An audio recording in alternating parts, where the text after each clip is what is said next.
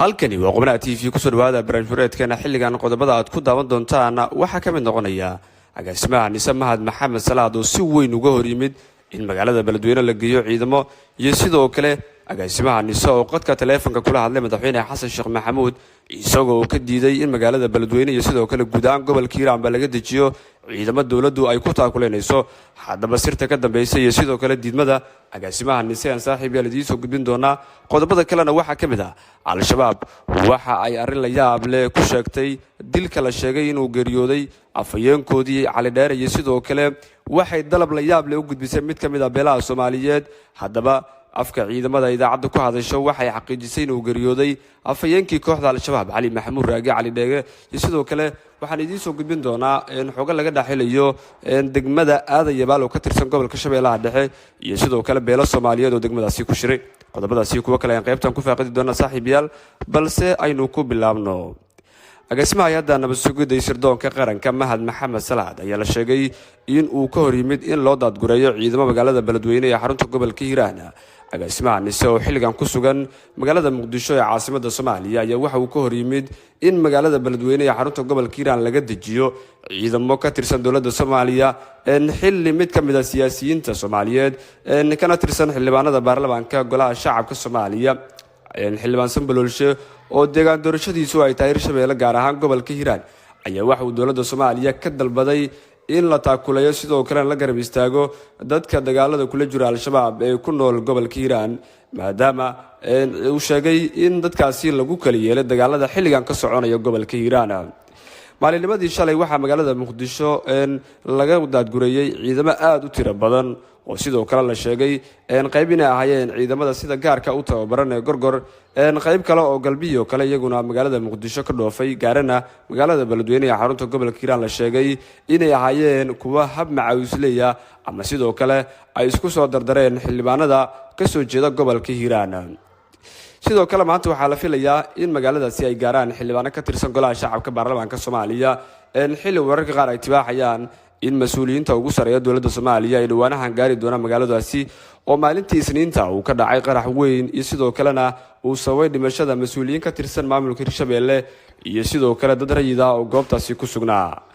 wararka qaar laga helayo gobolka Hiiraan waxay tibaaxayaan magaalada Beledweyne in guud ahaan maamulka gobolka Hiiraan iyo sidoo kale mas'uuliyiinta Hirshabeelle ee magaaladaasi ku sugan ay gabi ahaanba isaga baxeen xarunta Lamagalaay oo ahayd xarunta maamulkaasi ayna tageen meel lagu magacaabo ceel jaale oo duleedka ka magaalada Beledweyne ee xarunta gobolka Hiiraan gudoomiyaha gobolka Hiiraan Cali Jayto Cusmaan mar uu la hadlayay warbaahinta waxa uu sheegay in eeday iyo sidoo kale amni darada magaaladaasi ka jirta ay dusha saaran doonaan taliyayaasha uu ku sheegay booliska iyo sidoo kale nabad sugidda xilli taliyaha booliska gobolkaasi uu mid ka mid ah warbaahinada Soomaaliyeed uu la hadlay waxa uu sheegay in Cali Jayte uu ku marmarsiyoonayo sidoo kalena aysan dhab ka ahayn howlgallada ka socda gobolka Hiiraan eeda ay isku jeediyeen mas'uuliyiintani xilli gudoomiyaha gobolka Hiiraan Cali Jayto Cusmaan uu dawladda Soomaaliya ka dalbaday in ay baaritaano rasmi ah ku samayso sidoo kalena xilalka laga qaado talisyada booliska iyo nabad sugidda oo ku sheegay in ay shaqadoodii gabeen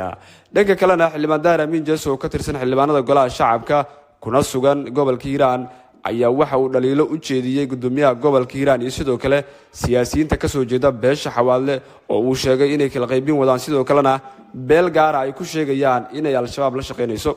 xildhibaan Daahir Amiin Jeeso oo dhawaanahanba ku sugnaa duleedka magaalada Beledweyne ayaa waxa uu sheegay in uu qayb ka yahay howlgallada ka socda gobolka Hiiraan sidoo kalena uu sheegay in ciidamo iyo sidoo kale isagu ay xilligan doonayaan in deegaanada galbeedka ka xiga magaalada Beledweyne ay xureeyaan sidoo kalena waxa uu sheegay in ilaa deegaanadaasi laga xureeyo uusan ka soo tagi doonin gobolka Hiiraan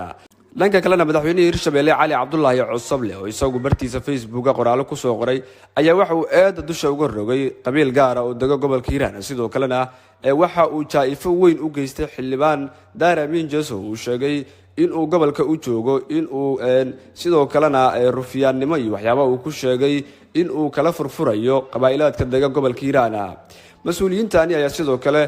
dhaliilahoodu waxa uu ujeedku yahay sidoo kalena la sheegaya in madaxweyne ku-xigeenka Hirshabeelle Yuusuf Dabageed uu isagu la safan yahay gudoomiyaha gobolka Hiiraan Cali Jayto Cusmaan iyo sidoo kale madaxweynihii hore Hirshabeelle Cali Cabdullaahi Cosoble wararka qaar waxay tibaaxayaan in la doonayo in lagu kala sidoo kale lagu kala furfuro maleeshiyaadka hubeysan ee ka dagaalamaya gobolka Hiiraan sidoo kalena gobolkaasi intiisa badan waliba qaybaha ugu badan ama degmooyinka ugu muhiimsan waxa hadda xilligan gacanta ku haya ciidamada Soomaaliya xilli weeraro ba'an ay ka dhaceen degmooyin ama magaalooyin ay ka mid tahay Ceel Qooxle oo la sheegay in ay dabcan labada dhinacba soo kala gaareen jabab waaweyn xogaha ugu dambeeya gobolkaasi xilligan laga helayeen waxay tibaaxayaan in dawladda Soomaaliya iyo sidoo kale qabaayilo gooniya ay qorsheynayaan in ay ciidamo ku taakulayaan ayna ka dejiyaan garoonka diyaaradaha magaalada Beledweyne ee xarunta gobolka Hiiraan markana haddii aynu eegno dagaalamayaasha al-shabaab ayaa waxa ay la shireen mid ka mid ah beelaha Soomaaliyeed waxayna kula shireen degmada Aadan Yabaal ee gobolka Shabeellaha Dhexe beeshani oo ay la shireen waxa ay ka dalbadeen al-shabaab in ay dhexdhexaadiso kooxdan iyo sidoo kale dawladda Soomaaliya oo ay sheegeen in ay doonayaan xilligan inaan lagu kicin qabaailaadka Soomaaliyeed kacdoonka shacabkana xilligan la damiyo baraha bulshada waxa ka soo muuqday odayaal iyo sidoo kale rag isku sheegay inay yihiin macaawisley oo la sheegay in ay ku sugan yihiin degmada Aadan Yabaal ee gobolka Shabeellaha Dhexe raggani waxa uu jeedkoodu yahay in ay la dagaalamaan ama ka soo horjeestaan ciidamada ka baxay magaalada Muqdisho oo sheegay inay xureynayaan ilaa iyo degmada Celeere oo ka tirsan gobolka Galgaduud wararkii ugu dambeeyay aynu ka heleyno geerida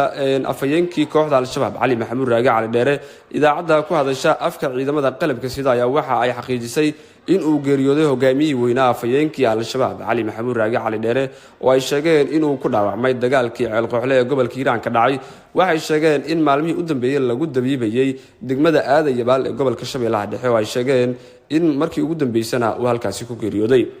idaacadan ayaa sidoo kale qoraal ay soo dhigtay barteeda Facebook waxa ay ku sheegtay in sidoo kalena dagaalamayaal aad u tiro badan oo ka tirsan kooxdani ay ku dileen dagaalkii Ceel Qooxle sidoo kalena jab weyn uu gaaray waxay sidoo kale sheegeen in Cali Dheere dabcan meydkiisu la qarin waayay sidoo kalena maalmaha nagu soo aadan ay soo bandhigi doonaan dagaalamayaashaasi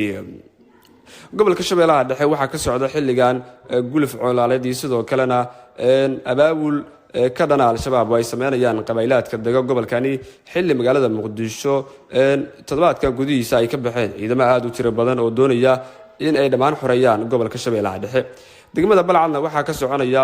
howlgallo lagu xoreynayo deegaanada ku teedsan oo ciidamada dawladdu ay kula wareegayaan sidoo kalena degmadaasi waxa maalmihii la soo dhaafay ku sugnaaya asmaha hay'adda nabad sugidda sirdoonka qaranka Mahad Maxamed Salaad iyo sidoo kale madaxweynaha Hirshabeelle Cali Guudlaabe Xuseen oo iyagu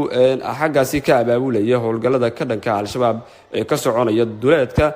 degmooyinka Afgooye iyo sidoo kale Balcad oo ka kala tirsan maamulada Hirshabeelle iyo Koonfur Galbeed Soomaaliya wararkii ugu dambeeyay qubnaha TV-na xilligan daawadayaal wanaagsan